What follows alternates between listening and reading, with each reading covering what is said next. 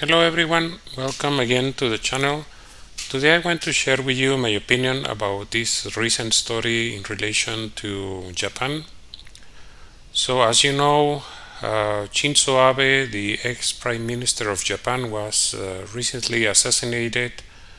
This happened in July 8th, and last Sunday there were some elections in Japan, and the ruling coalition that was where Shinzo Abe was affiliated won the election. And not only that, but because they are having some government coalition partner that is called Komeito, altogether they have enough numbers to have the majority needed to push forward these changes that Shinzo Abe called his dream. So that's what he really wanted, and basically what they want is to change the constitution, which is considered a pacifist constitution, which was designed, of course, after the defeat of Japan after the end of World War II. And basically the Article 9 of the Constitution stipulates that the Japanese people forever renounce war as a sovereign right of the nation, as well as refuse to use force or threat in the international field. In line with this pacifist stance, the country is allowed to only maintain self-defense force of limited capabilities used for homeland defense. Okay, that's what says the constitution. So Shinzo Abe wanted to change this constitution because currently de facto the self-defense force is actually quite substantial, and there are some people in Japan that says that the current size of this military force is unconstitutional, so it is unconstitutional of course, that's why they want to change it. And among other things, they want to be able to increase the military spending. I already mentioned this in a previous video where the current prime minister submitted some reforms that will allow Japan to spend 100% more. Initially it was 1% of GDP, now they want to spend 2% of the GDP, which is an enormous sum considering that Japan is the second or third biggest economy in the world after the United States and China. So what happens is that Shinzo Abe is having this very nationalist stance on politics, and during his time as prime minister he was always focused on trying to assert Japan in a more aggressive way in the international arena, and he was always promoting this constitutional change, but there was never enough support for the changes. So what he wants is basically the opportunity to be able to strike enemy bases. What they want is to be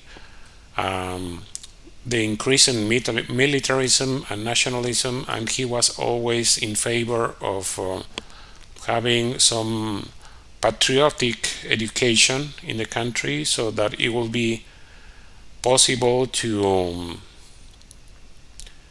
attack basically other countries and to change the mentality of people, especially the young people, by changing the education so that people will learn new things.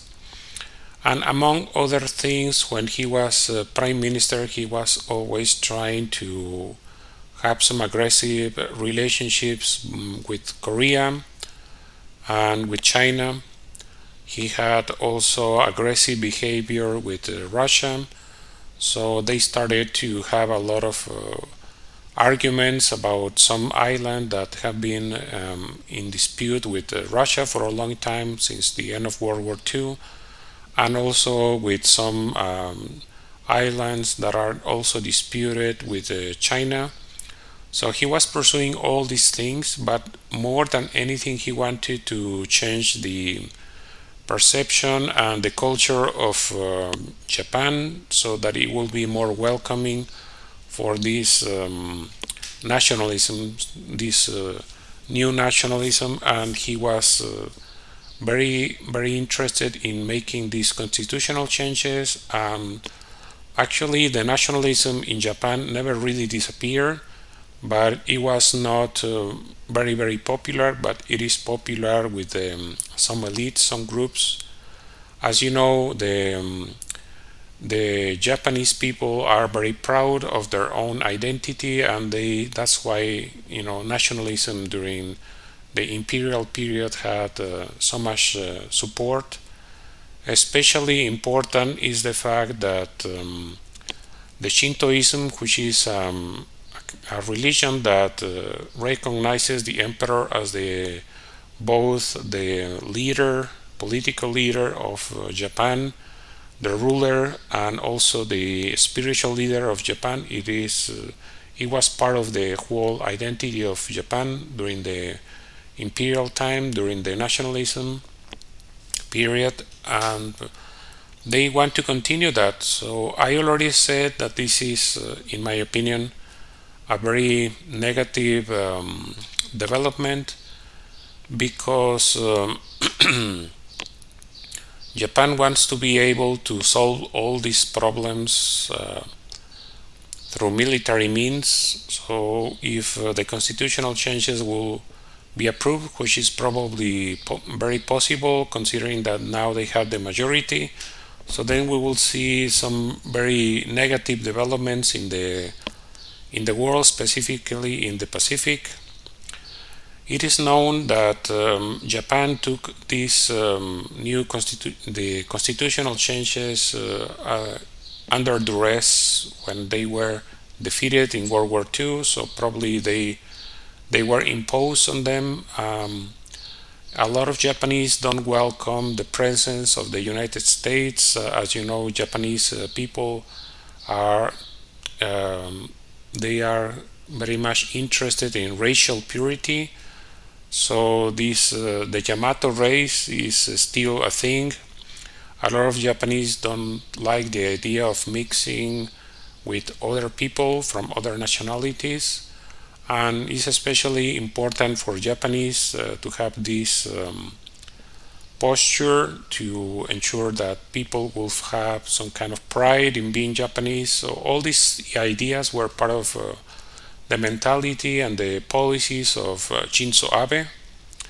And I have this theory that whether intentionally or not, as a consequence of the assassination, now they will be able to push forward this so-called dream of Abe.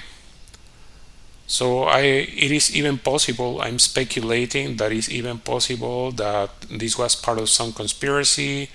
He decided to sacrifice himself, so it will be some kind of change in the politics, and people will vote to elect his party, the Liberal Democratic Party. So this is what I think it happened. It is not, in my opinion, that this assassin, the person who killed him, was acting on its own volition. I think this was part of a conspiracy to actually achieve what they wanted to do. It wouldn't be completely strange to have this kind of mentality, this kind of behavior. Self-sacrifice is seen as a good thing in Japanese culture. So I don't see why he wouldn't want to do that. So that's my opinion. Anyway, I think that this is a very negative development for the world, but we will see how it goes. Let me know what you think about it, and as always, I'm asking you to please like the video, share it in social media, and subscribe to the channel. I hope to see you again very soon. Thank you for watching.